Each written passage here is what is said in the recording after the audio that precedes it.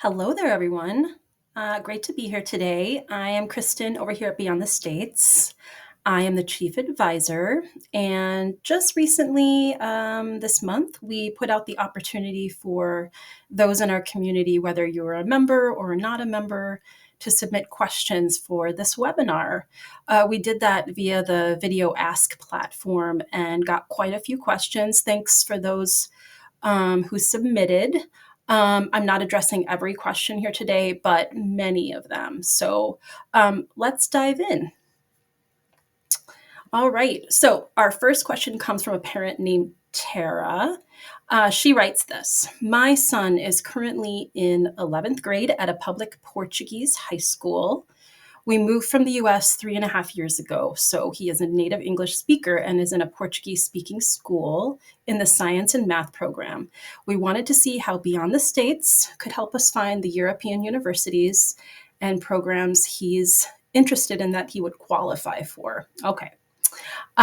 Great question. So, given that your son, Tara, doesn't have a US high school diploma, which is sort of our niche in terms of helping students directly kind of understand admissions and eligibility into these programs.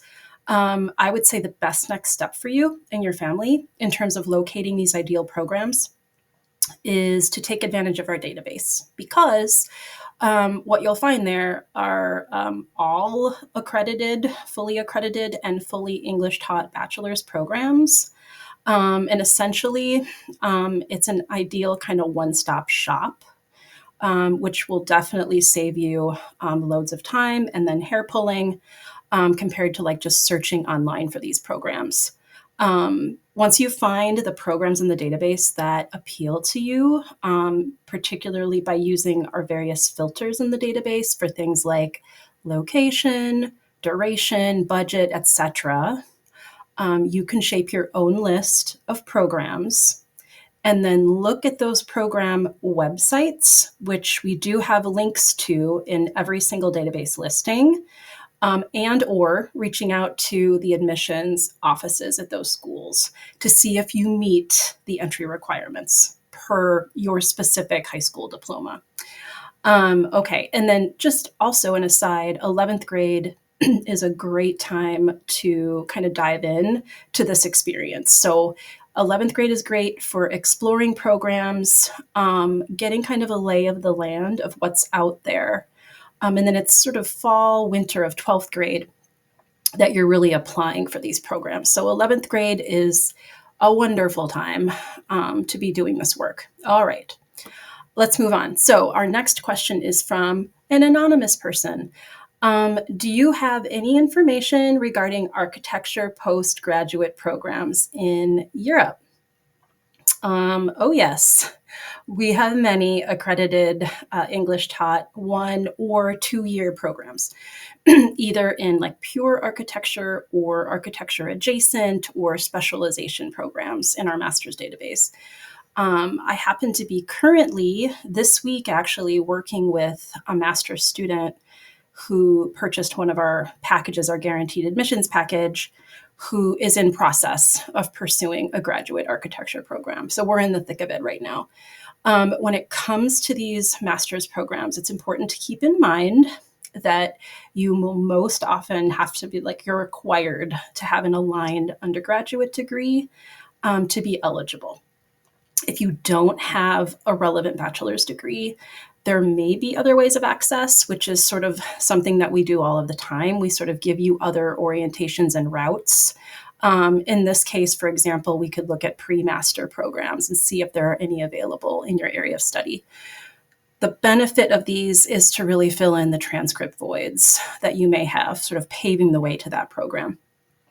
I would recommend to you, Anonymous, that you set up at the minimum a one-on-one consultation with me where we can kind of discuss all of these options and I can give you a sense of what's out there. Or you can also tap into the database, which would be helpful as well. Okay, let's move on. Hope that helps. Let's see. Our next question is from a parent named Maria. Maria, you wrote, my son is taking 4 APs currently and is looking at Dutch universities, but what if he doesn't get the AP scores he needs? Are there other types of tests or other ways of accessing these programs? And do universities give a conditional acceptance on passing these exams? She's looking specifically at Dutch universities. Okay, great question. First of all, not all Dutch universities require these APs, these 3 to 4 APs. It really depends on the school and the degree that your son is looking at. But to answer your question, for those programs that do require these 3 to 4 APs with scores usually of 3 to 5 for US applicants, they do give a conditional acceptance, which is based on you getting these required scores. Occasionally, an SAT or ACT score will sub in for APs, but again, it depends on the specific program. There's no disadvantage in taking a standardized test and having that in your back pocket.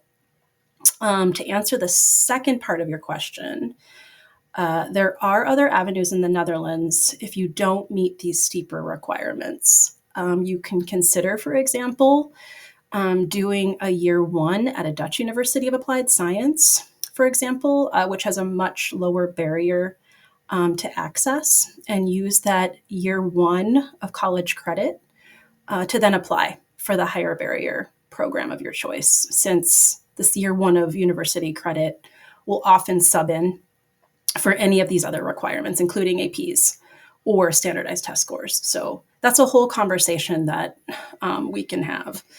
All right, let's take a look. Our next question is from Holly. Is there a way to apply to more than 5 schools in the UK, particularly for studying theater? Okay. So the typical application process in the UK limits international students to 5 programs through UCAS, which is the kind of general application service in the UK. But there are ways that an international student like you can apply for more than 5 of these programs. For example, some UK universities allow you to apply to programs directly outside of the UCAS system, and you can look for these schools. You can also potentially apply to, there's an arm of UCAS called UCAS Extra, which opens in February, so a little bit later, each cycle, and then closes in July. You can apply to one program at a time using that, but you can continue to apply until you've been accepted into a program. So there are some avenues for you, Holly. Okay, next question comes from Dave. Okay, there's a lot going on in this question. My daughter is a senior in high school and eager to find the right opportunity to continue her higher education in Europe. Excellent. Her academic performance in high school was significantly impacted due to a family crisis. I'm sorry to hear that. Her GPA is around a 2.5, and she is hoping to find placement into a program this fall, so fall of 2025. We were hoping to find a university which caters to international students and the community has a good student life experience. She did 4 weeks last summer in Nice for language studies, and then made several friends from Amsterdam, which we thought might be a good fit. For English taught degrees, it seems that for countries like the Netherlands, she would need to have 2 to 3 AP classes as part of admissions. Any advice you can offer, given her GPA and lack of AP coursework? Of course. Is it possible for her to do a foundation year, for example, prior to the 3-year bachelor programs? Okay, so Dave, let's dive in here. There are almost certainly options for your daughter, even with kind of potential limitations in her academic profile, including kind of that mid-range GPA. But at this stage, so much depends on her area of study, interest, and the degrees she's kind of seeking.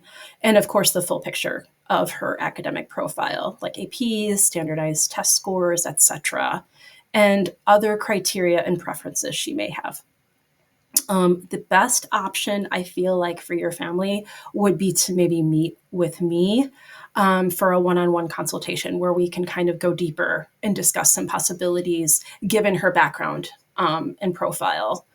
Um, or you could sign on for one of our packages as well, where she'll get kind of the full comprehensive support in identifying and applying for these programs. Um, Definitely, it's January, so now really is the time for your daughter to start this process and get things moving if she's looking at this fall for fall of 2025. So, all right. Okay, we have a question from another parent named Mo. If my child gets a bachelor's degree abroad, will the degree be considered equal here in the States, especially if they apply for a master's program in the US? Please elaborate on potential negative implications, limitations of getting a 4-year degree abroad. I absolutely see the benefits and love this option. I just want to be fully informed. Okay, this is a great question. It's a very common query for sure. So there's much to potentially unpack with this topic, and I really only have a limited time here, but I'll also include a link in this slide that you can go to on a blog post that we did on this very theme so that you can get more insight.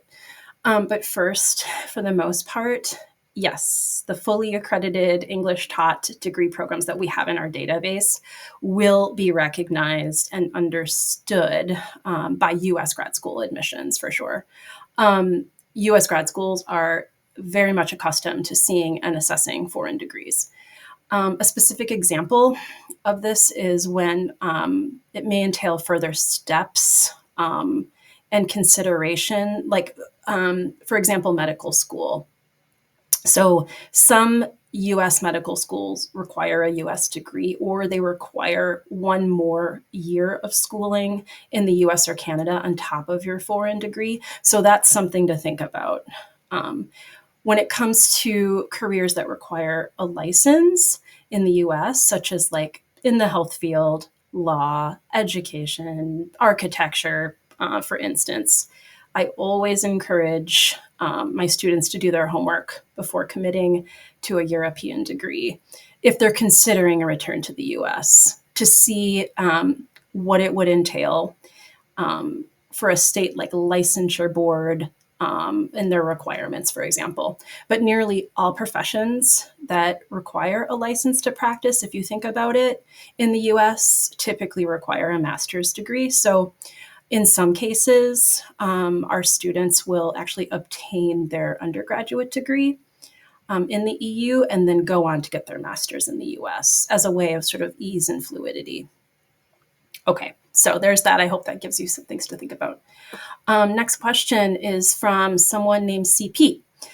Okay, it's a two-part question. If a university specifies the date by which a student must accept or reject an offer, is it okay for the student to request additional time to decide? The next part of the question is, what are the consequences of first accepting an offer of acceptance and later changing your mind by rejecting or withdrawing your decision to attend that university? Okay. Yes, you can certainly request additional time, but it will be school and program dependent on whether or not they offer that extension. The second part of your question, the consequences of rejecting an offer may be first sort of just financial, in that they may not offer a refund on application or tuition fees already laid down. And further, if you qualified for any kind of scholarship benefits, you may be disqualified from using those again down the line, potentially. So something to think about. If you applied for a student visa based on this acceptance, but then withdrew, you may run into future visa complications. So I would urge anyone to read the school's withdrawal and refund policies ahead of time. Okay. All right, we're getting there. So next question comes from Ozma. Are there any scholarships or grants for online master's programs? Yes, there were a number of queries actually about scholarships. So we'll talk about that. Although online program scholarships opportunities may be a little bit more limited than for on-campus programs, they exist. Scholarships for international students in Europe are usually like university-based or country or government-based. My advice is to go directly to the school for all of those opportunities, either on their site or contacting their international admissions office. This is, from my perspective, the best and most efficient route. And I will include a link in this. I have included a link actually in this slide on an article we did on this topic. And in that article, actually, there are plenty of private options that you can consider as well. Okay, thanks, Ozma.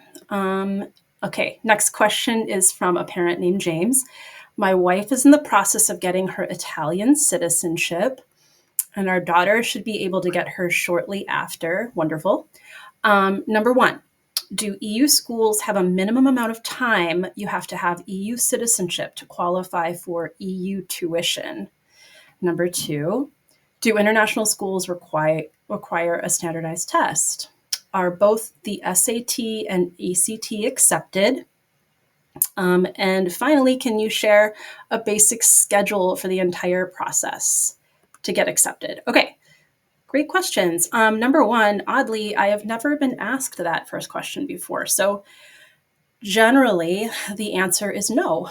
You should have immediate use of your benefits, including tuition benefits, regardless of how long you've had your citizenship. Okay, your second question. Yes, some schools and programs require a US applicant to have an SAT or ACT score. And for those that do, they will accept either the SAT or the SAT. Okay. The third part of your question is there is really no typical schedule for this process. For some of my students, it can take a couple of years from when they begin kind of exploring their options and shaping their high school curriculum based on what they're looking at, if necessary, and kind of weighing their options in the meantime, touring, etc. For some students, such as a couple I have right now, actually, they have begun and ended the process of exploring their options, applying and getting accepted, all within like 2 months' time. So this doesn't take into account, of course, like the visa and immigration process for international students, which can vary for sure in terms of sort of time, bureaucracy, all of that, depending on the country. And also just finding housing. So I would say that as a very general rule, if you have a pretty clear sense of your area of study and the degree that you're looking for and the academic profile that aligns relatively well with that, then I would say that around 9 months is fitting. That entails applying for programs in the fall and winter prior to the fall intake of the program you're looking for. But I have to say, this is really so student and family dependent. Okay. All right. So our next question, we just have a couple more. Number one from Patty. How does medical insurance work in Prague and Vienna? Okay, I'm going to address this question more broadly regarding how health insurance works for international students in the EU. First, this is really country dependent on what the requirements are for students studying with a visa. First of all, regardless of the country, health insurance is required for international students for the entire duration of their studies. Okay, there are two types of insurance, public and private. Some countries offer or require students to purchase insurance through their national healthcare system as part of their student visa, usually, by the way, at a discount for students. Other countries require students to actually have insurance through both their public system and also private insurance. The university's international office that you're looking at may or should be able to offer guidance on this topic for you as an international student. Okay. I'm also including a link to an article that actually my colleague Jamie wrote, who is a dual citizen who's residing in the EU, put together on this subject. Okay. And then Molly's question here is, are you able to arrange a payment plan for tuition, or do you have to pay the entire year before starting in the fall term? Okay, yet again, this answer will be country dependent, okay, when it comes to public universities, really. Private universities may have their own structures for this, and you'll have to inquire with those admissions offices on that, okay? But when it comes to public universities, and again, depending on the country, many do require that international students pay the annual tuition upfront. And in some cases, this payment is part of the enrollment of the program, and even a prerequisite sometimes for a student visa, okay? In some countries, installment plans are an option for international students. In other cases, a deposit or portion of the annual tuition is required as part of enrollment or obtaining a student visa. Yep, so many answers are country dependent or sometimes school or program dependent. School admissions and, if possible, international admissions offices are a great resource to getting some of these sort of specific answers addressed. Okay, of course, we can also help you navigate these aspects. All right, I think that's it for all of the questions. Thank you so much for submitting these questions. They were great questions. I hope that this was helpful, and